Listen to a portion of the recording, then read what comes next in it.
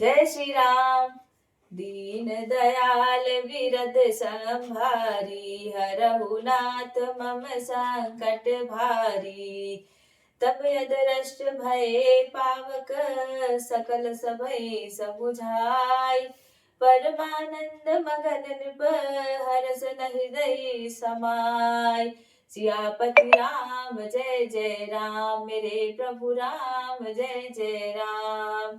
अर्थात तदंतर अग्निदेव सारी सभा को समझाकर वहां से अंतर ध्यान हो जाते हैं। राजा परमानंद में मग्न हो गए थे और उनका हृदय हर्ष से समा ही नहीं रहा था। तब ही राय प्रिय नारी बुलाई, कौशल्यादि तहाँ चली आई। तभी राजा ने अपनी प्रिय पत्नियों को बुलवाया और वे कौशल्या आदि से तीनों रानियां वहां पर चली आती हैं। अर्ध भाग कौशल्य ही दीना, उभय भाग आधे कर दीना। और उनके हाथ में उस समय जो पात्र था उसका आधा भाग उन्होंने कौशल्या को दे दिया और शेष जो आधा भाग बचा हुआ था उसके भी उन्होंने दो भाग कर दिए। कहे के कह नृप सो दयऊ, रहउ सो भय भाग पुनि भयऊ।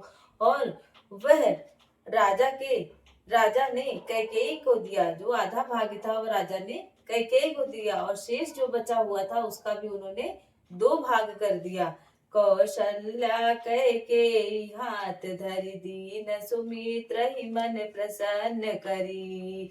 अर्थात राजा ने उन दोनों से अनुमति लेकर के शेष जो दो भाग था उसे कैकेयी और सुमित्रा के हाथ में रख करके और इस प्रकार उनका मन प्रसन्न करके सुमित्रा को दिया था। यही विधि गर्भ सहित सब नारी, भई हृदय हर्षित सुख भारी। इस प्रकार सब स्त्रियां गर्भवती हो गई, उनकी तीनों नारियां गर्भवती हो जाती हैं। वे हृदय में बहुत ज्यादा हर्षित हुई हैं और उन्हें बड़ा सुख मिल रहा है। जातिन ते हरि गर्भ ही आए, सकल लोक सुख संपत्ति छाए।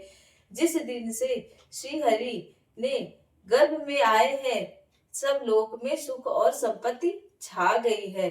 मंदिर मह सब राज ही रानी, शोभाशील तेज की खानी। शोभाशील और तेज की खान सब राजा रानियां महल में सुशोभित हो रहे थे। सुख जुत कछुक काल चली गयहूँ, जेहि प्रभु प्रकट सो अवसर भयहूँ। इस प्रकार कुछ समय सुख पूर्वक बीता और वह अवसर आ ही गया जिसमें प्रभु प्रकट होने वाले थे। धन्यवाद।